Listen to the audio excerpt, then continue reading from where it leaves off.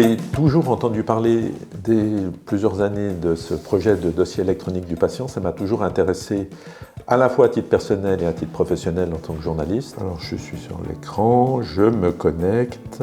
Une fois ouvert, évidemment, je me suis dit, bah tiens, qu'est-ce qu'on va trouver dedans? Et parce qu'au début, il n'y a rien, évidemment. Donc il fallait que je récupère un historique, en fait. Et donc j'ai fait des demandes aux hôpitaux que j'avais fréquentés dans les 4, 5, 6 dernières années. Et on m'a envoyé à fin juin 2023, pas tous les documents, mais les documents les plus importants qui concernaient mes passages RHNE. Mais ils sont tous classés dans le DEP sous 30 juin 2023.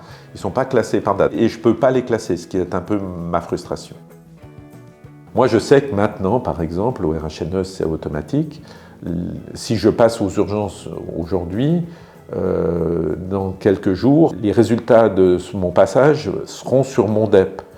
Donc ça va être fait automatiquement maintenant et classé selon la date.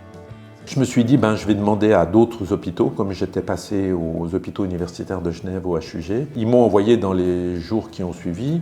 Alors là, l'intégralité, mais vraiment tous les documents. Et quand je dis tous les documents, c'est vraiment les détails. Même la fiche manuscrite remplie par les instrumentistes qui indique le nombre de compresses qui ont été prises, écrites à la main, les documents remplis par le chirurgien pendant l'intervention, mais comme c'est un médecin, évidemment, c'est quasiment illisible. Et tous ces documents étaient classés à la date exacte où l'intervention avait été faite. L'exemple le plus utile du DEP pour moi et qui serait vraiment fondamental et qui peut changer la situation, c'est vraiment en cas d'urgence vitale. Le médecin qui m'examine, il peut voir déjà mon passé et les informations qui y a dessus. Donc c'est super utile, oui.